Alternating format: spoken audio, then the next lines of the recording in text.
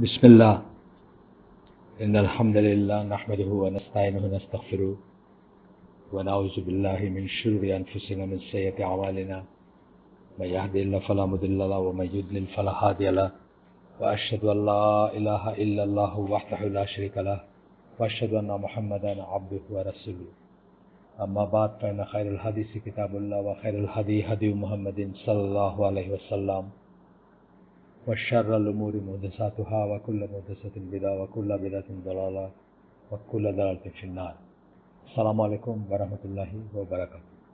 আমরা যে চ্যাপ্টারটা পড়তেছিলাম, যে বিষয়ে কথা বলতেছিলাম, সেটা ছিল আহলে সুন্নাত জামার অ্যাটিটিউড বা দৃষ্টিভঙ্গি towards those who follow there wings and desires, যারা তার নিজেদের হাওয়া বা মনের কামনা বাসনা এবং উইংস হুজুগ ফলো করে, অ্যান্ড হু ফলো ইনোভেশন, এবং যারা বিদাতের অনুসারী, তাদের ব্যাপারে আমাদের অ্যাটিটিউড কী হবে। এটা পড়তে পড়তে আমরা একটা হাদিস শেষ করে ওই দিনের মতো শেষ করছিলাম। আজকে তারপর থেকে আমরা পড়ব। তো এইখানে এসে এখানে ফুটনোটে অনেক কথা আছে, আমি সেগুলো আর পড়লাম না। অনেক কিছু নিয়ে অনেক ডিটেলস আছে বা বলা আছে। বিদাত, যেমন একটা কথা বলা আছে, যেমন ওসমান রাদিয়াল্লাহু আনহুকে হত্যা করার মাধ্যমে বিদাতের সূচনা হয় এবং এটা ফিতনার সূচনা হয়। এবং কিসের ফিতনা? খাওয়ারিজি যারা, তাদের ফিতনার সূচনা হয়, যেটা আজ পর্যন্ত চলতেছে। এবং এরপরে একের পর এক বিদাত আসছে, নানা ধরনের বিদাত আসছে। কাদেরিয়া আসছে, মানে সেক্টের কথা বলতেছেন। কাদেরিয়ারা আসছে। কাদেরিয়া মানে যারা কদর বিশ্বাস করে না, যারা মনে করে যে একটা জিনিস, আপনি এক গ্লাস পানি খেলেন, এই প্রথম আল্লাহ জানলেন যে আপনি পানি খেলেন, তার আগে আল্লাহ জানতেন না। আপনি সূচনা করলেন কাজটা, তারপরে আল্লাহ জানলেন। এই ধরনের আর কি, কোনো আল্লাহর আগের প্রায়ের কোনো নলেজ নেই, এই ধরনের জিনিস মনে করে কাদেরিয়ারা। শুনতে মনে হয় যেন এটা কদরে বিশ্বাস করে, তা না, কদর বিশ্বাস করে না। আবার এদের উল্টাটা হচ্ছে জাবারিয়া, যারা যারা মনে করে যে আমাদের কোনো নিজেদের কোনো মানে ফ্রি উইলই নাই। আমি যে মদ খাচ্ছি সেটা আল্লাহ আমাকে খাওয়াচ্ছেন, আমার কোনো ফ্রি উইল ছিল না মদ খাওয়ার বা না খাওয়ার।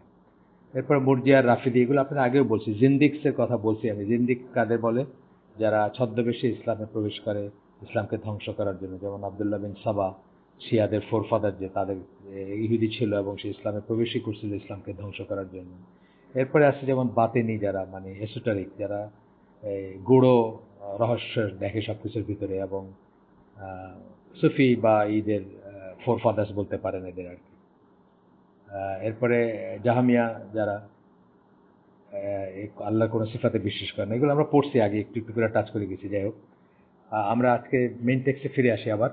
আহলে Sunnat Jamaat do not believe that innovations are all of one kind, rather there are different kinds, some of which put a person beyond the pale of Islam, and some of which are regarded as major sins, and others which are regarded as minor sins.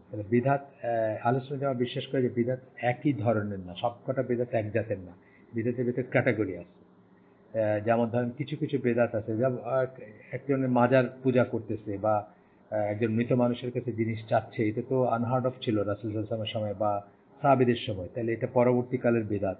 কিন্তু এই বেদাত হচ্ছে কুফর বা শিরক পর্যায়ে, যেটা ইসলাম থেকে কাউকে বের করে নিয়ে যাবে, বা ইসলাম, সে আর মুসলিম থাকবে না, সে মুশরিক হয়ে যাবে বা কাফের হয়ে যাবে, সেই ধরনের বিদাত। আবার কিছু বিদাত আছে যেগুলা কবিরা গুনাহ, যেটা নতুন, কিন্তু এটা কবিরা গুনাহ। কবিরা গুনাহ বলতে পারি বড় গুনাহ, বাট এটা না, আপনার ইসলামের বাইরে নিয়ে যাবে না কাউকে, বা অমুসলিম বানায় ফেলবে না, সেরকম বিদাত আছে। আবার কিছু আছে যেগুলা মাইনর সিনস, মেজর সিনস আছে কবিরা গুনাহ, মাইনর সিনস আছে ছোট গুনাহ, এরকমের ব্যাপার আর কি। But all of them are described as misguidance, কিন্তু সবকটাই হচ্ছে পথভ্রষ্টতা। পথভ্রষ্টতা মানে সেই পথ থেকে সরে যাওয়া। কোন পথ থেকে সরে যাওয়া? যে পথের উপর আল্লাহ রাসূল সাল্লাল্লাহু আলাইহি ওয়াসাল্লাম এবং তার সাহাবীরা ছিলেন, সেখান থেকে সরে যাওয়া, ডেভিয়েট করা। They do not regard something that is entirely bidah as being the same as something that is only partially bidah. মানে এন্টায়ারলি বিদাত এবং পার্শিয়ালি বিদাতের ভিতরে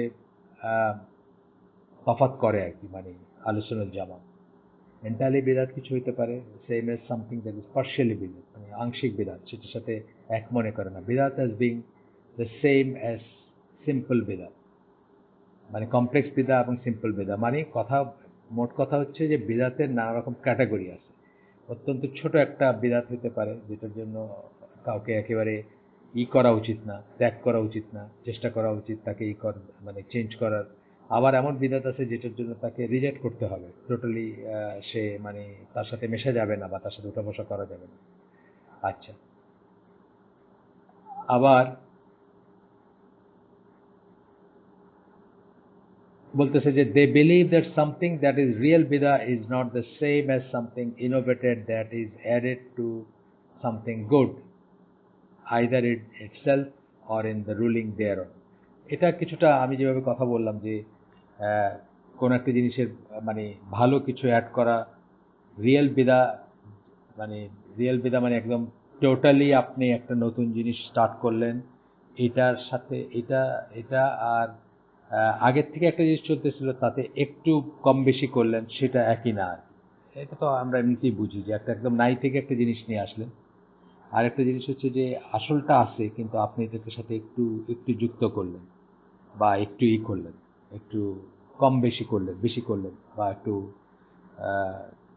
মানে মূলটা আছে বা এটা এক্সিস্ট করে তার সাথে একটু বেশি করলেন। এটা আমরা এমনি বুঝি যে টোটালি একটা জিনিস নাই থেকে আনাটা অনেক বেশি বড় গর্হিত কাজ দেন যেগুলো আছে তার সাথে একটু অ্যাড করা বা একটু যুক্ত করা। The ruling on innovation differ, এই বলতেছেন যে বিদাতের ইগুলা ভ্যারি করে। কিছু হচ্ছে কুফর, কিছু হচ্ছে ফিস্ক। ফিস্ক একটা শব্দ আপনারা শুনছেন নিশ্চয়ই, ফুসুক, ফিস্ক বলে। এটা গুনাহ, এটা গুনাহ বা খারাপ কাজ, বিদ্রোহ, এক ধরনের বিদ্রোহী বলা যায় বা আল্লাহ দ্রোহিতা বলা যায়, কিন্তু সেটা কুফরের চেয়ে ছোট। তো বলতেছেন কিছু হচ্ছে ডিসবিলিভ বা কুফর ওই পর্যায়ে, কিছু হচ্ছে ফিস্ক এই পর্যায়ে, খারাপ কাজের পর্যায়ে। Just as the ruling on them vary, so too the ruling on those who do them. যেভাবে আপনার এই সমস্ত জিনিসের উপর যে ফাতাওয়া বা যে রুলিং বা যে আহ, আহ, নির্ধারণ যদি আমরা বলি এগুলা কোন পর্যায়ে সেটা যেরকম ভ্যারি করে, তেমনি যারা সেটাতে যুক্ত হয় তাদের ব্যাপারে রুলিং বা ফতোয়াটা ভ্যারি করবে। Hence Ahle Sunnat wal Jamaat do not apply single ruling for the people of bidah. সবাইকে একই ক্যাটাগরিতে নিয়ে এসে একটা রুলিং দেয় না আহলে সুন্নাত ওয়াল জামাত। যেমন ধরেন আমরা একটু আগে যেগুলো পড়ছি, যেগুলো কতগুলো নাম পড়লাম না, এর ভিতর মুরজিয়া, রাফেদি, জিন্দিক, এরা কিন্তু সব এক ক্যাটাগরির না। জাহামিয়া, এরা এক ক্যাটাগরি না। এদের কাউকে কাউকে যেমন জিন্দিকদেরকে সবাই এক কথায় বলছেন যে এরা অমুসলিম, কিন্তু ধরেন খারেজিদের ব্যাপারে সরাসরি অমুসলিম বলা হয় না তাদের। এরকমের ডিফারেন্সগুলো আছে, কাউকে কাউকে অমুসলিম বলা হয় কিন্তু কাউকে কাউকে অমুসলিম বলা হয় না। তাহলে এই যে ভ্যারিয়েশনটা আর কি, মানে বিদাতের যুক্তি থেকে সবাই একই ক্যাটাগরিতে এটা না। যাই হোক, এটা নিয়ে অনেক কথা বলছেন এখানে, আমরা সেগুলা অত ডিটেলসে পড়ার দরকার নেই এখন। আমরা একটু আগাই। সায়েন্স, এখানে আমরা দেখব science of those who follow their whims and desires and innovation. আলামত, কি করে বুঝবেন যে মানুষজন বা একটা গোষ্ঠী বা একজন মানুষ সে তার নিজের হাওয়া বা নিজের আপনার নিজের হাওয়া বা নিজের কামনা বাসনা, নিজের উইংস, নিজের হুজুগ অথবা বিদাত ফলো করতেছে, এটা কি করে বুঝবেন বা কি করে করবেন? তো একটা হচ্ছে যে আপনার কিছু কিছু আলামত দেখে আমরা বুঝবো যে তারা এটা করতেছে, এবং সেই আলামতগুলো নিয়ে আমরা এখন আলোচনা করব। আপনি বুঝবেন যে এগুলো করতেছে। তো এক নম্বর হচ্ছে ignorance of the aims of শরিয়া, division, factionalism, and splitting from the main body of Muslims. শরিয়ার এইমস, মাকাসিদ যেগুলো আমরা বলি, মাকসাদ, মাকাসিদ প্লুরাল, শরিয়ার উদ্দেশ্য কি সেটা সম্বন্ধে অজ্ঞ, এখান থেকে অনেক সময় আসে, মানে এই মানুষজন বিদাতে যুক্ত হয়ে যায়। এটা একটাই যে সে দেখবেন যে তাকে জিজ্ঞেস করেন যে এটার উদ্দেশ্য কি, সে সেটা বলতে পারবে না এবং সে সেটা জানে না। যেমন ধরেন ফর এক্সাম্পল একটা উদাহরণ দিচ্ছি আমি যে ইসলাম আপনার আপনার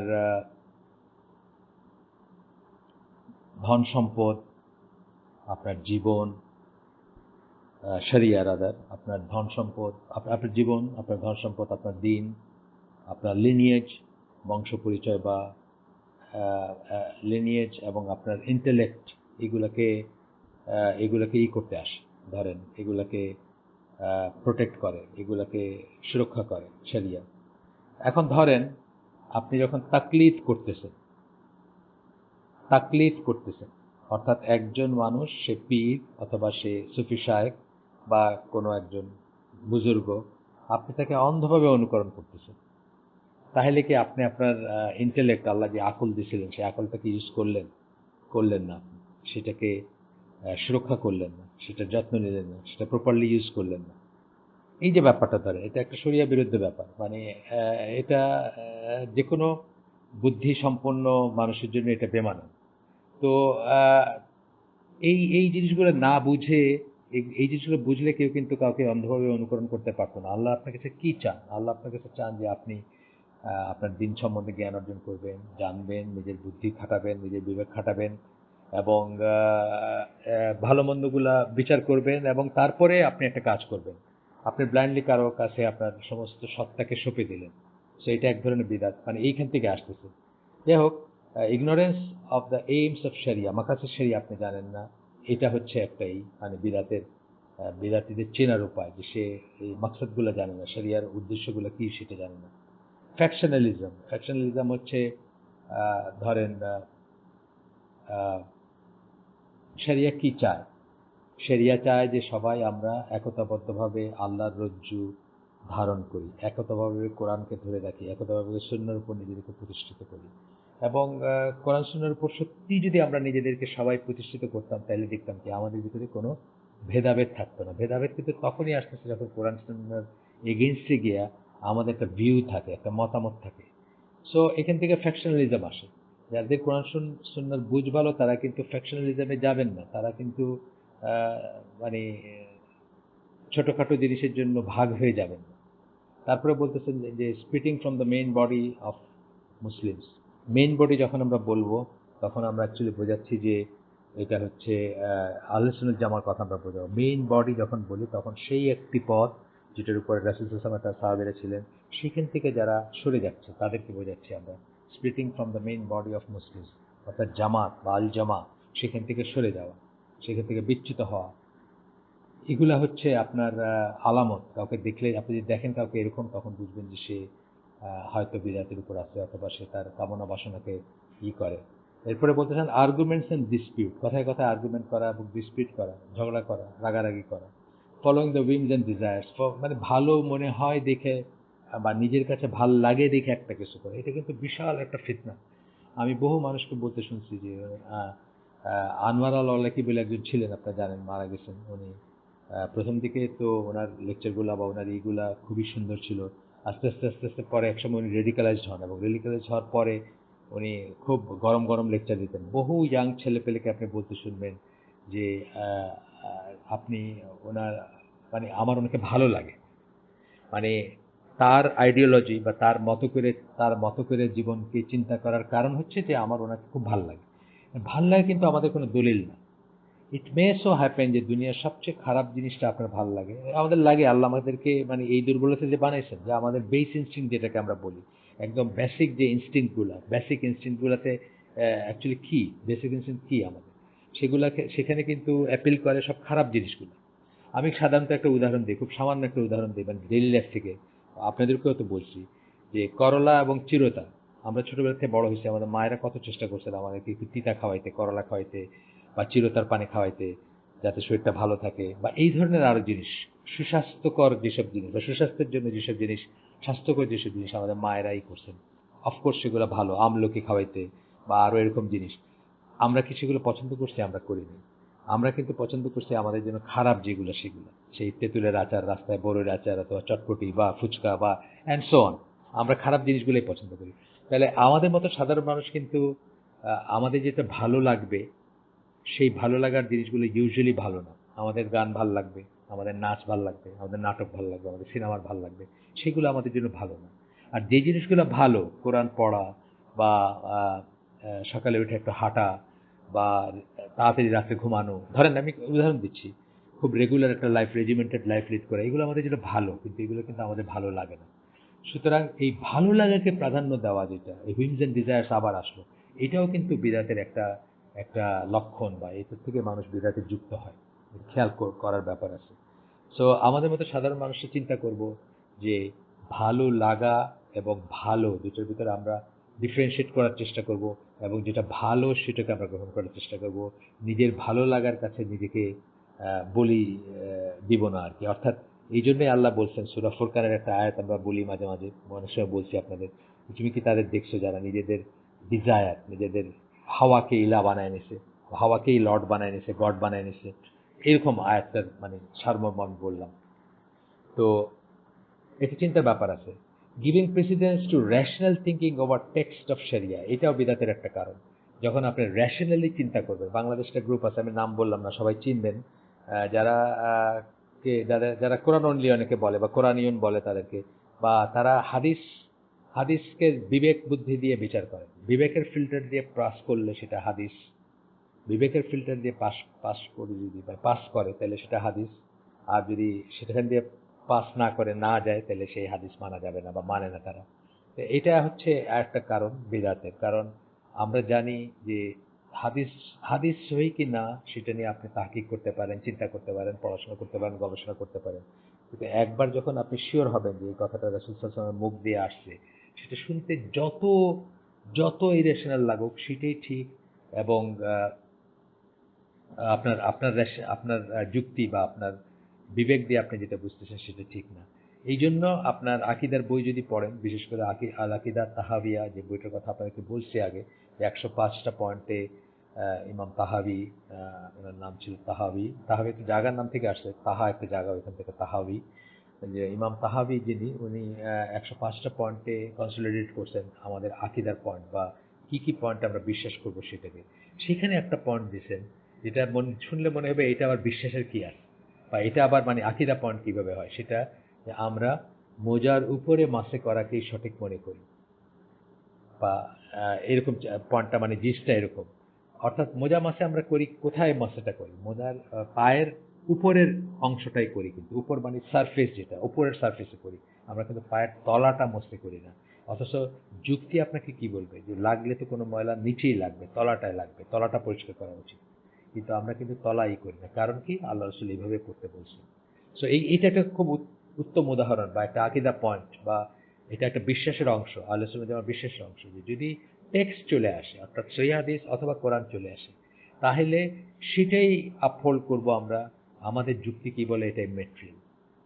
এইটা বলতেছেন যে giving precedence to rational thinking over the text of শরিয়া, শরিয়ার টেক্সট অর্থাৎ কোরআন ও সুন্নাহর উপরে আহ, আপনার রেশনাল থিঙ্কিং মানে যুক্তির যুক্তি কি বলে সেটাকে প্রেসিডেন্স দেওয়া বা প্রাধান্য দেওয়া একটা বিদাতের একটা কারণ। আচ্ছা, দেখবেন মুসলিম উম্মাতে এমন সেক্ট আছে যারা এই মোজা মাসাকে ভ্যালিড মনে করে না, বা মনে করে মোজা মাসা করা যাবে না। খারেজিদের ভিতর আছে একটা সেক্ট, অথবা এমনিতেও আছে। আচ্ছা, এরপরে বলতেছেন যে ইগনোরেন্স অফ দ্য সুন্নাহ, যখন সুন্নাহ সম্বন্ধে আপনি জানবেন না, তখন কি হবে, আপনি একটা সুন্নাহকে বিদাত মনে করতে পারেন, একটা বিদাতকে সুন্নাহ মনে করতে পারেন। এটার ক্লাসিক উদাহরণ আমি দেই সাধারণত, সেটা হচ্ছে যে আমরা যে হাত মেলাই, এই হাত মেলানোর ব্যাপারটা হচ্ছে মুসাফা যে কথাটা বলে, করতলের সাথে করতল স্পর্শ করা। করতলের সাথে করতল স্পর্শ কি দুই হাত দিয়ে করতে পারবেন? আপনি দুই হাত দিয়ে করতে পারবেন না, এক হাত দিয়ে, এক হাতের আপনার ডান হাত দিয়ে আরেকজনের ডান হাতের করতলের সাথে করতল স্পর্শ করবেন। সুতরাং যেটা আমাদের কাছে দেখলে মনে হয় যে এটা বোধহয় ইংলিশ স্টাইলের হ্যান্ডশেক, ওইটাই কিন্তু সুন্নাহ হ্যান্ডশেক, বা করমর্দন করা বা মুসাফা করা। আর যেটা আমাদের দেশে করতে দেখবেন, খুব ভক্তি ভরে দেখবেন যে দুই হাত দিয়ে এক হাতকে ধরে, বা দুই হাত দিয়ে দুই হাতকে ধরে, তারপরে ওই বুকে ঠেকায়, আবার চুমু খায়, আবার চোখে ঠেকানো বা মাথায় ঠেকানো, চুকচুক করা, এটা কিন্তু বিদাত। কিন্তু দেখেন ভক্তির আতিশায্যে অধিকাংশ মানুষ কিন্তু এই বিদাতটাকেই সুন্নাহ মনে করে। আর আপনাকে যদি ওইভাবে হ্যান্ডশেক করতে দেখে, তো বলে দেখো কি বেয়াদবের মতো ইংলিশ স্টাইলে হ্যান্ডশেক করতেছে। এটা হচ্ছে যে ignorance of Sunnah, ignorance of the সুন্নাহ। যখন আপনি সুন্নাহ সম্বন্ধে আপনি অজ্ঞ থাকবেন, তখন আপনার সুন্নাহকে বেদাত মনে করতে পারেন, বেদাতকে সুন্নাহ মনে করতে পারেন। সুন্নাহ মনে করেই একটা বেদাতে যুক্ত হতে পারে। যেমন ধরেন আমাদের মসজিদগুলোতে যখন আজান হয় অথবা যখন ইকামত হয়, যখন বলে যে আশহাদু আন্না মুহাম্মাদুর রাসূলুল্লাহ, 90% মানুষ, ঢাকার কথা বলতেছি আমি, 90%, 95 বা 99% মানুষ তখন বলে সাল্লাল্লাহু আলাইহি সাল্লাম। এই রাসূল সাল্লাল্লাহু আলাইহি ওয়াসাল্লামের নাম উচ্চারিত হইলে সাধারণ নিয়ম হচ্ছে যে আপনি দরুদ পড়বেন, সাল্লাল্লাহু আলাইহি সাল্লাম বলবেন। কিন্তু এই ক্ষেত্রে সুন্নাহ হচ্ছে আশহাদু আন্না মুহাম্মাদুর রাসূলুল্লাহ বলা। কারণ বুখারী এবং মুসলিম দুইটার হাদিসে আসছে যে এটাকে রিপিট করতে বলছেন আল্লাহ রাসূল সাল্লাল্লাহু আলাইহি ওয়াসাল্লাম। সো আপনার আশহাদু আন্না মুহাম্মাদুর রাসূলুল্লাহ যখন আজানের সময় শুনবেন অথবা ইকামার সময় শুনবেন, তখন কিন্তু ইকামতের সময় শুনবেন, তখন আপনি আসলে কি বলবেন? আশহাদু আন্না মুহাম্মাদুর রাসূলুল্লাহ, ওই ফ্রেজটাই আপনি রিপিট করবেন। এখন যে জানে না, সে মনে করতেছে সে যে সাল্লাল্লাহু আলাইহি সাল্লাম বলতেছে এইটাই সুন্নাহ, আর আপনি যদি পাশে দাঁড়ায় আশহাদু আন্না মুহাম্মাদুর রাসূলুল্লাহ বলেন, এটাকে বিদআত মনে করতেছে। তাহলে এটার কারণ হচ্ছে সে সুন্নাহ সম্বন্ধে জ্ঞান নাই দেখে। একজন স্কলার বলছেন, যেমন ধরেন সুন্নাহ পালন করতে হলে তো সুন্নাহ কি সেটা জানতে হবে। ট্রু, এটা সত্যি কথা, সুন্নাহ কি সেটা জানতে হবে। শুধু না জানেন, ধরেন টুপির কথা বলতে, একটি হাদিস পাবেন না যেখানে আল্লাহ রাসূল সাল্লাল্লাহু আলাইহি ওয়াসাল্লাম নির্দেশ দিয়েছেন যে টুপি পরেন বা মাথা ঢেকে নামাজ পড়েন। একটি হাদিস পাবেন না টুপি পরতে বলছেন, পাগড়ি করতে বলছেন বা এই ধরনের কিছু বলছেন। অথচ এইটাকে কি সাংঘাতিক প্রাধান্য দিবে, মানে আমাদের এখানে মনে করবে, আপনার দিকে তাড়া করে তাকাবে যে সে যেটা বলেন নাই সেটাকেই প্রাধান্য দিচ্ছে বেশি। অথচ যে জিনিসটা মানে ইম্পারেটিভ বা অর্ডার দিয়ে বলছেন, সেই জিনিসটাকে প্রাধান্য দিচ্ছে না। একদিন আমরা একটা জায়গায় গেছিলাম, ওই দোহারে, আমাদের এক দিনী ভাই তার গ্রামের মসজিদে নিয়ে গেছিলেন, আকরামুজ্জামান ভাই ছিলেন আমাদের সাথে। তো ওইখানে আমাদের ওই ওনার মসজিদের ইমামটা বিদাতি অফকোর্স, এবং তাকে কিছু জিনিস বোঝাইতে কথা হচ্ছিল। তো ওই ওই ওই মজলিসটা বা ওই সিটিংটা হলো মসজিদের ভিতরে। তো আমরা মসজিদে ঢুকলাম যখন প্রথমে, আমি এবং আকরামুজ্জামান ভাই 2 রাকাত সালাত পড়লাম, পড়ে বসলাম। আর আর সবাই এমনি বসে গেল, ওই ইমাম সহ আর কি। সো ইমামটা টুপি নিয়ে খুবই করছে, কারণ আমাদেরকে যিনি নিয়ে গেছিলেন দিনী ভাই, যার বাড়ি দোহারে, উনি মসজিদের মোতোয়াল্লি এবং ওই কি বলে সভাপতি। কিন্তু তাকেই সে একদিন খুব চার্জ করে বসছে, উনি টুপি ছাড়া নামাজ পড়ছেন দেখে। এবং এইটা নিয়ে তাকে বোঝানোর একটা চেষ্টা চলতেছে যে ইট ইজ ওকে, টুপি দিচ্ছেন আপনি, কিন্তু এটাকে যে মাস্ট মনে করা হয় সেটা আরেক ধরনের বাড়াবাড়ি, বা সেটা ইটসেলফ একটা বিদাতে পরিণত হবে যদি আপনি মনে করেন যে টুপি ছাড়া নামাজ হয় না বা টুপি এটা পড়তেই হবে। তো এরই একটা পর্যায়ে আমি বললাম তাদেরকে যে আকরামুজ্জামান ভাই বললেন যে একটা হাদিস নাই এই মর্মে যে টুপি পরার কথা, কাউলি হাদিস রাসূলুল্লাহ সাল্লাল্লাহু আলাইহি ওয়াসাল্লাম বলছেন যে টুপি পরো নামাজের জন্য ভাই। তখন আমি বললাম যে দেখেন, আপনি এটার জন্য কত বড় একটা সভা বসায় ফেলছেন, এই ইমাম সাহেবরে বললাম। অথচ যেটা খুতবা থামায় রাসূল সাল্লাল্লাহু আলাইহি ওয়াসাল্লাম জুমার খুতবায় ছিলেন, খুতবা থামায় একজন সাহাবী এসে বসে পড়ছিলেন, তাকে বললেন তুমি বসে পড়লে যে, তুমি দাঁড়ায় 2 রাকাত নামাজ পড়ো তারপরে বসো। এটা ইম্পারেটিভ।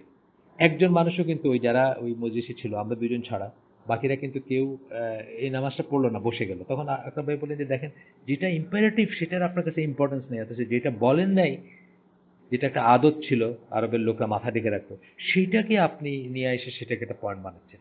এটা হচ্ছে অজ্ঞতার কারণে। কারণ সুন্নাহ কাকে বলে, সুন্নাহর ভিতরে প্রায়োরিটি কোনটা বেশি, কোনটা আদতের সুন্নাহ, কোনটা আপনার ইবাদতের সুন্নাহ, এগুলো জানার ব্যাপার আছে। সে না জানলেই কিন্তু সে বেদাতে যুক্ত হবে এবং সুন্নাহকে বেদাত মনে করবে এবং বেদাতকে সুন্নাহ মনে করবে। আচ্ছা, আরও একটা কারণ হচ্ছে বেদাতে যুক্ত হওয়ার, discussion of the ambiguous text of the Quran. এটা খুব ইম্পর্টেন্ট জিনিস। আপনি দেখবেন মানুষ অ্যাম্বিগুয়াস টেক্সট যেগুলো, অর্থাৎ যেগুলো ব্যর্থ আমরা বলি, ডাবল মিনিং হতে পারে বা একের বেশি মিনিং হতে পারে, সেরকম টেক্সটগুলো নিয়ে কিন্তু মানুষ মাতামাতি করছে। আল্লাহ সূরা আলে ইমরানের 7 নম্বর আয়াতে বলছেন, যাদের হৃদয়ে বক্রতা আছে তারা মুতাশাবি আয়াত নিয়ে কথা বলে বেশি। বুঝছেন না, মানে জল ঘোলা করতে চায়। এই রাসূল সাল্লাল্লাহু আলাইহি নূরের তৈরি নাকি, বা আল্লাহর আরশটা কিরকম কোথায়, বুঝছেন না, মানে যে জিনিসগুলো আল্লাহ নিজে আইদার পরিষ্কার করেন নাই, মানুষের জ্ঞানে ধরবে না দেখা, অথবা পরিষ্কার করার প্রয়োজন মনে করেন নাই, অথবা যেগুলোর অনেকভাবে ইন্টারপ্রেট করা যায়, সেই ধরনের আয়াত নিয়ে মাতামাতি করবে। কিন্তু মুহকামাত আয়াত যেগুলা কোরআনের জিস্ট বা সেন্ট্রাল কোর জিনিস যেগুলা, সেগুলাকে কিন্তু তারা করবে না। দেখবেন যে এই সুফিদের এই অভ্যাসটা আছে, যারা পীর ফকির তারা রাসূল হাসানকে নূরের তৈরি, তার কি ছায়া হইতো, ছায়া পড়তো, মানে এই ধরনের জিনিসগুলাতেই তারা আছে, যেগুলা এম্বিগুয়াস টেক্সট থেকে তারা বের করে করে নিজেরা আবিষ্কার করে। অথচ খুব ক্লিন যেটা আছে, যেটা যেখানে আল্লাহ রাসূল বলতেছেন যে আমি তোমাদের মতোই মানুষ, আমার কাছে ওয়াহি আসে।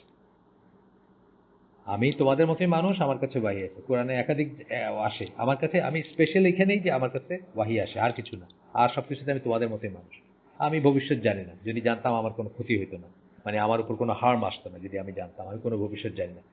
এইগুলো একদম স্পষ্ট টেক্সট, কোনো রকম অ্যাম্বিগুইটি নেই। এইগুলোকে কিন্তু তারা পাশ কাটায়, দেখবেন যে ওই বক্রতা, আল্লাহ যেভাবে বলছেন তাদের বক্রতা আছে মনে, সেই জন্য তারা কিন্তু মুতাশাবি আয়াতগুলা বা আহ, যে আয়াতের একাধিক মিনিং হয়, বা যেগুলা আপনার কি বলবো অ্যাম্বিগুয়াস কিছুটা, মানে সরাসরি মিনিংয়ে যাওয়া যায় না, সেই সমস্ত আয়াতে তারা নাড়াচাড়া করে। এরপরে বলতেছেন যে এক্সাজারেটেড ভেনারেশন অফ সার্টেন পার্সোনালিটি। মানুষকে শ্রদ্ধা করব, গুণ অনুযায়ী শ্রদ্ধা করব, বাবাকে শ্রদ্ধা করব, মাকে শ্রদ্ধা করব, টিচারকে শ্রদ্ধা করবো, অ্যান্ড সো অন।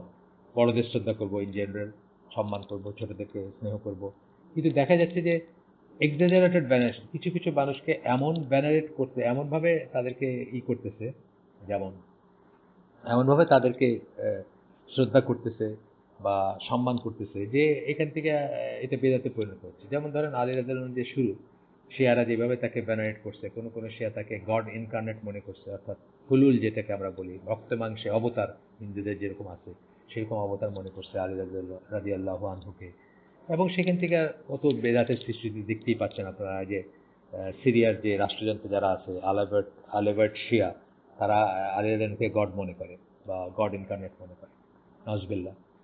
তো এইরকম জিনিসগুলো আসছে যে এক্সাজারেটেড, মানে কাউকে বেশি শ্রদ্ধা করে। এই জন্য আমাদের আল্লাহ সাহাবিদেরকে দাঁড়াইতে না করছে, তোমরা আমাকে, আমার জন্য আমাকে বেশি শ্রদ্ধা করো না। অন্যরা আহলে কিতাবরা এই বেশি শ্রদ্ধা করে ধ্বংস হয়ে গেছে বা পথভ্রষ্ট হয়েছে, তোমরা আমাকে বেশি শ্রদ্ধা করো না। আমি ঢুকলে তোমাদের দাঁড়ানোর দরকার নেই। এবং এটা একটা সুন্নাহ, আমাদের স্কুলে আমরা আমরা এটা এটা শিক্ষা দিই। আমাদের স্কুলে বাচ্চারা দেখবেন, টিচারের সাথে যদি আপনি কোনোদিন যান, দেখবেন যে তারা দাঁড়াচ্ছে না। কারণ আমরা সেটা শিক্ষা দিচ্ছি যে আল্লাহ রাসূল না করছেন, দাঁড়ানোর দরকার নেই। এবং সালাম করবেন টিচার, তোমরা করবা না। তোমরাও সালামের উত্তর দিবা, সালাম করে ঢুকবেন টিচার, যেটা সুন্নাহ। আচ্ছা, এরপর বলতেছে exaggeration in workshop, exaggeration exaggeration in worship, ইবাদতের ব্যাপারে বাড়াবাড়ি করা। ইবাদতের ব্যাপারে বাড়াবাড়ি করা, নানা রকম বাড়াবাড়ি আছে। এক ধরনের দুই ধরনের বাড়াবাড়ি না, মানে এই তো কোনো শেষ নাই কোনো। এক রাকাতে 100 বার কুল হু আল্লাহ পড়ে কি করবেন? কে কোথায় দলিল পাইলেন আপনি? সারা রাত দাঁড়ায় আছেন এক রাকাত নামাজ পড়তে, কোথায় পাইলেন আপনি এই দলিল যে এক রাকাতে 100 বার সূরা ইখলাস পড়ে করবেন? এই ধরনের অনেক এক্সাজারেশন আছে। হজের সফরে গেছেন আপনি, মাথায় ছাতি দিবেন না, আপনি ছায়ায় দাঁড়াবেন না, এগুলো হলো এক্সাজারেশন। আচ্ছা, ইমিটেশন অফ দ্য কুফার, মানে কারণ বলতেছেন বেদাতের, মানে কারণ তো না, মানে বেদাতের আলামত। দেখবেন যে কি কি দেখে আপনি চিনবেন, বা কি কি কারণে বেদাতে, একদিকে যেরকম আলামত, আরেকদিকে এগুলা হচ্ছে কারণও বটে। আলামত মানে এটা ম্যানিফেস্টেশন, যখন আপনি দেখলেন, কিন্তু এগুলা বেদাতে যুক্ত হওয়ার কারণও বটে। আচ্ছা, দ্য ইমিটেশন অফ দ্য কুফার, মানে কাফেরের অনুকরণ করা। যেমন ধরেন আপনার একটা উদাহরণ দিচ্ছি, যে খ্রিস্টানরা তাদের নবীরকে এত শ্রদ্ধা করতে পারে, জন্মদিন পালন করতে পারে, ক্রিসমাস ট্রি লাইট জ্বালায়া কত কিছু করে, মানে পুরা শহরগুলো মানে ঝলমল করতে থাকে ঈদের দিনে। আমাদের নবীরকে আমরা একটু করতে পারবো না? আমাদের নবী কি তার চেয়ে ছোট নাকি? এখান থেকে ওদের দেখা দেখে আমরা কি করছি, আমরা এখন জশ্নে জুলুসে বা মেরাদুন নবী শুরু করছি। এই যে ব্যাপারটা, এটা হচ্ছে ইমিটেশন অফ দ্য কুফার, মানে কাফেরদের অনুকরণ করা। এটা একটা কারণ বিদাতের, বা এটা একটা ম্যানিফেস্টেশনও বটে, কারণও বটে। এবং এটা এটা একটা আলামত, যখন আপনি দেখবেন যে কেউ তাদেরকে অনুকরণ করে কিছু করতেছে, তখন বুঝবেন যে তার সে বিদাতে আছে, অথবা তার জ্ঞান নাই, বা যে আচ্ছা। কলিং আহলে সুন্নাত জামা বাই অফেন্সিভ নেম, আহলে সুন্নাত জামাকে অফেন্সিভ নেম, মানে খারাপ নামে ডাকা। বহু মানুষ আছে, বহু মানুষ আছে। আপনি যখন রসুল এবং সাহাবীদের পথের উপর থাকতে চাইতেছেন, আপনাকে নানা রকম নাম দিচ্ছে। ফর এক্সাম্পল ওয়াহাবি বলে, একটা কমন নাম, কমন গালি একটা আছে ওয়াহাবি। যারা বলে, বিশ্বাস করেন, তারা কেউ কোনোদিন মোহাম্মদ বিন আবদুল্লাহের কোনো লিটারেচার পড়ে দেখেন। ওনার সবচেয়ে ফেমাস যে কাজটা, যেটা মানে সারা দুনিয়ায় প্রচলিত, কিতাবুত তাওহীদ, আপনি পড়ে দেখেন, একটা কথা নিজের নাই। দেখবেন যে আপনি, মানে আপনাকে মনে হবে যে কোরআন হাদিস, কোরআন হাদিস, কোরআন হাদিস। হ্যাঁ, একটা চ্যাপ্টার শেষ করে উনি হয়তো কিছু আপনার চোখে আঙ্গুল দিয়ে দেখাই দিবেন যে এখান থেকে এই রুলিং বের হয়ে আসে, আমরা এটা বুঝলাম, এই মাসলা বের হয়ে আসে, বা মাসলা বের হয়ে আসে, বা এই বের হয়ে আসতেছে। সেটা অন্য কথা, কিন্তু বইয়ের টেক্সটের ভিতরে মেইন বডিতে আপনি দেখবেন কোরআন হাদিস, কোরআন হাদিস, কোরআন হাদিস। তো এই তখন ওয়াহাবি তখন একটা গালি, আসলে সত্যি কথা একটা গালি, ওয়েস্টার্ন ওয়ার্ল্ডেও গালি ছিল। ব্রিটিশরা ওয়েস্টার্নাররা যখনই তাদের সুবিধা তখনই ওয়াহাবি কথাটা বলে কাউকে ব্র্যান্ড করে দিছে, বোঝাইতে যে এরা খুব খারাপ মানুষ বা এরা অথচ যেমন ধরেন তিতুমির, শহীদ তিতুমির, বা এই যে বালাকোটে যারা শহীদ হয়েছিল তাদেরকে ওয়াহাবি ডাকতো ইরা, আপনার কি বলে ব্রিটিশরা তাদেরকে ওয়াহাবি ব্র্যান্ডিং করছে, জাস্ট টু মানে মানুষের কাছে তাদেরকে অপদস্থ করার জন্য, বা তাদেরকে একটা গালি আর কি, সোজা কথা এটা। তো আহলে সুন্নাত জামাতকে নানা নামে ডাকবে, কিন্তু যখন বিদাতি হবে তারা কিন্তু নানা নামে ডাকবে, কারণ তারা তো সুন্নাহ কাকে বলে জানে না, সেই জন্য ডাকবে। এক্সপ্রেসিং হেট্রেড টুয়ার্ডস, আপনার ঢাকায় এমন মসজিদ আছে যেখানে লেখা আছে যে জোরে আমিন বলা নিষেধ এই মসজিদ, এবং জোরে আমিন বলা প্রতিরোধ কমিটি আছে ঢাকায়। কি করে এটাকে বন্ধ করবে? অথচ এটা সর্বজন স্বীকৃত সুন্নাহ। আপনারা যারা হজে গেছেন, আপনারা যারা বিদেশে কোথাও নামাজ পড়ছেন, যেখানে মানে আমাদের মতো এই ধরনের সংকীর্ণতা নাই, আপনি দেখবেন যে মসজিদে গম গম করে উঠবে, জোরে আমিন বলবে কোন একটা জাহেরি, মানে যেখানে কেরাতটা জোরে পড়ে, মাগরিব, এশা এবং ফজরে, দেখবেন যে সারা মসজিদে কেঁপে ওঠে মসজিদে আমিনের ইসে। কিন্তু আমাদের দেশে বলবে যে এটা আপনার এটা ঠিক না, বা এটা বেদাত, উল্টাটা বলবে বা গালি দিবে এটার জন্য, বা এটার জন্য বলবে যে মানে এটা নিষেধ। আচ্ছা, এক্সপ্রেসিং হেট্রেড টুয়ার্ড আহলুল আসার। আহলুল আসার মানে যারা হাদিসের স্কলার, যারা সাহাবিদের, আসার কথার মানে কি? আসার কথার মানে হচ্ছে সাহাবিরা যেটা বলেন, হাদিস হচ্ছে রাসূল যেটা বলেন, আসার হচ্ছে সাহাবিরা যেটা বলেন। তো আমরা হাদিসগুলো কোথা থেকে পাইছি? হাদিসগুলো তো আসলে সাহাবিদের থেকে পাইছি, তাই না? সাহাবিদের থেকে পাইছি, এবং সাহাবিরা নিজেদেরও কথা আছে। তো এইগুলাকে যারা সাহাবিদের থেকে দিন নেয় তাদেরকে আহলুল আসার বলা হয়, তাদেরকে খারাপ নামে তারা ডাকবে অথবা গালি দিবে বা ঘৃণা প্রকাশ করবে। Enmity and disrespect towards those who transmitted the reports of the prophet সাল্লাল্লাহু আলাইহি ওয়াসাল্লাম, ওই যে যাদের কাছ থেকে রাসূল সাল্লাল্লাহু আলাইহি ওয়াসাল্লাম এর বাণীগুলা, রাসূল সাল্লাল্লাহু আলাইহি কথাগুলা যারা ট্রান্সমিট করছেন, যারা রাবি, তাদেরকে ডিসরেসপেক্ট করা, তাদেরকে শত্রু মনে করা, তাদেরকে অবজ্ঞা করা, তাদেরকে অসম্মান করা। আপনি এটা সব সাইডে আছে, কনজারভেটিভ সাইডেও আছে, আবার লেফট সাইডেও আছে। কনজারভেটিভ বলতেছে আমি যে যারা আপনার একেবারে কুপমণ্ডক, যারা নিজের বাইরে কিছু জানে না, সেই রকমের সনাতনপন্থী বা ট্র্যাডিশনাল আলেম যারা, তারাও দেখবেন এদেরকে ডিসরেসপেক্ট করেন, মানে হাদিসের ইকে। আমি একদিন একজনের সাথে বসছিলাম, উনি বাংলাদেশের একটা একটা কি বলবো পলিটিক্যাল গোষ্ঠীর আমির। তো উনি বলতেছেন যে ইমানের স্টেটমেন্ট হচ্ছে, এই বেশ কয়েক বছর আগে, 10 বছর আগের কথা হয়তো, ইমানের স্টেটমেন্ট হচ্ছে রব্বুন আল্লাহ, মানে আল্লাহ আমাদের রব। এটা হচ্ছে ফেইথের স্টেটমেন্ট, ইমানের স্টেটমেন্ট, মানে ইমানের প্রকাশের ইজহার, যেটাকে আমরা বলি শাহাদার মতো আর কি জিনিস। তো উনি এটা বলার পরে আমি বললাম যে আচ্ছা, আপনি এটা বলতেছেন, আপনি তো 50টা হাদিস পাবেন যেখানে আল্লাহ রাসূল সাল্লাল্লাহু আলাইহি সাল্লামের কাছে কেউ ইসলাম গ্রহণ করতে আসছে এবং উনি বলছেন যে বলো লা ইলাহা ইল্লাল্লাহ, তো আপনি সেটাকে অস্বীকার করতেছেন। তো উনি বললো হাদিস কে কখন লেখছে না লেখছে এগুলো তোমার ঠিক আছে নাকি, মানে বুঝছেন তো, মানে উনি হাদিস মানেন না। কত বড় ধৃষ্টতা আপনি চিন্তা করেন, যেখানে সাহাবিদের, এটা হচ্ছে আমি বললাম যে কনজারভেটিভ সাইডে, মানে অ্যাপারেন্টলি আপনার তাকে দেখতে মনে হবে আরে কত দিনদার, কত ইখলাস, কত তার আকীদা হচ্ছে বা তার হচ্ছে এটা, মানহাজ হচ্ছে এটা। আর অন্য সাইডে আমি পড়ছি যে মরক্কো বর্ন, মরক্কো অরিজিনের ছিলেন, মারা গেছেন, আপনার বার্কলির টিচার ছিলেন উনি। তো ওই মহিলা ধরেন আপনার ফেমিনিস্ট ছিলেন। উনি যেমন আপনার ইসেকে, এই যে কি বলে আপনার আবু হুরায়রা রাদিয়াল্লাহু আনহু, আবু বাকরা, ওনাদেরকে খুব তুচ্ছতা ছিল করছেন, যে এনারা হাদিসই করছেন, এনারা কিরকম মানুষ ছিলেন বা এই ছিলেন, নজবিল্লাহ। মানে এই জিনিসটা বলতেছে, এটা কখনোই এই বিদাতের লোকরা করবে এটা, বা আহলে সুন্নাত জামার বা আহলে সুন্নাত ওয়াল জামার অনুসারী যারা, তারা কোনোদিন এটা করবে না। আচ্ছা, তারপরে হচ্ছে আপনার ফাতেমা মেরনিসি ওনার নাম, যদি আপনারা দেখতে চান, আমি ওনার 2-3টা বই পড়ছি।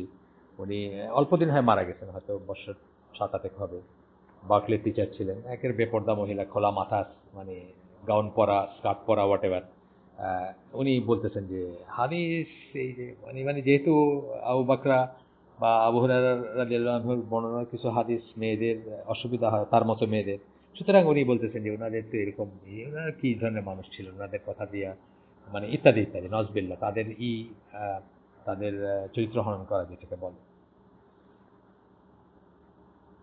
তো এটা বললেন আর কি, এই কথাটা বলতেছেন যে ম্যানিফেস্টেশন বা আলামত কি যে কেউ বিদাতের উপর আছে, দেখবেন যে সে হাদিস যারা বর্ণনা করছেন, রাবি যারা যারা ট্রান্সমিট করছেন, তাদেরকে তারা পছন্দ করে না, তাদেরকে শত্রু মনে করে, denouncing their opponents as কাফির উইথ নো এভিডেন্স। এবং দেখবেন যে বিদাতি যারা, তারা কথায় কথায় কোনো দলিল ছাড়া অন্যকে কাফের বলতেছে, যেটা আমরা অলওয়েজ আপনাদেরকে সাবধান করছি যে আমরা কিছুতেই মুখ দিয়ে কথাটা বের করবো না, আনলেস কোনো মুস্তাহিদ আলেম বা রাষ্ট্রযন্ত্র মুসলিম দেশের তারা বা কোনো কাজই এটাকে করে, ততক্ষণ পর্যন্ত আমরা কারো ব্যাপারে পার্সোনাল ব্যাপারে বলবো না। আমরা বলবো কিসের ব্যাপারে, একটা অ্যাক্টের ব্যাপারে বলতে পারি, যদি মনে করি যে হ্যাঁ এই কাজটা কুফর, এটা একজন পার্সন কাফের কিনা এটা আমাদের বিচার্যের বিষয় না। Seeking the help of those in authority against the people of truth, সরকারে যারা আছে তাদেরকে লেলায় দেওয়া বা তাদেরকে খেপায় তোলা, সত্যের উপর যারা আছেন তাদের বিরুদ্ধে, এগুলো দেখবেন অনেকখানি আছে আমাদের দেশে। বাংলাদেশে তো যারা সহিপন্থী আলেম, তাদেরকে তো তারা খুব প্রিক্যারিয়াস সিচুয়েশন বা খুব কি বলবো, খুব জটিল একটা পরিস্থিতি আছে, তা অলমোস্ট সারা দেশের সবাই তাদের এগেনস্ট, এই মাজার পূজারীরা এগেনস্টে, কবর পূজারীরা এগেনস্টে, দেওবন্দিরা এগেনস্টে, মিলাদপন্থীরা এগেনস্টে, তবলিগপন্থীরা এগেনস্টে, সবাই তাদের এগেনস্টে।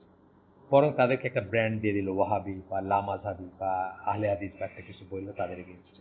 এবং তারা কি করে, তারা রীতিমতো কমপ্লেন করছে, চিটাগাঙ্গের ডিসির কাছে রীতিমতো কমপ্লেন করছে এইসব এগেনস্টে, এই লামাজাবিদের এগেনস্টে, আহলে সুন্নতের আহলে সুন্নাত জামার এগেনস্টে।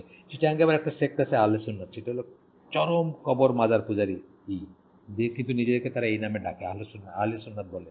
সেটার কথা আমি বলতেছি না, আমি আহলে সুন্নাত ওয়াল জামা জেনেরিক ভাবে এতদিন ধরে আমরা যেটা শিখছি যে আল্লাহ রসুলের সাহাবী এবং আল্লাহ রসুল যে পথের উপর ছিলেন সেই পথের উপর যারা থাকতে চাচ্ছে সেই আহলে সুন্নাহর কথা আমি বলতেছি। তো তাদের এগেনস্টে চিটঙ্গের ডিসিকে বা আরও নানা জায়গায় যারা অ্যাডমিনিস্ট্রেশনে আছে তাদেরকে খেপায় তোলা, তাদেরকে লেলায় দেওয়া বা তাদেরকে বলা যে এরা এরকম, এরা জঙ্গি, এরা এটা, এরা ওইটা, এই বুকে হাত রেখে যারা নামাজ পড়ে, যারা আবেন বলে জোরে, যারা রাফেদিন করে ইত্যাদি, এগুলো আমাদের দেশে খুবই র্যাম্পেন্ট।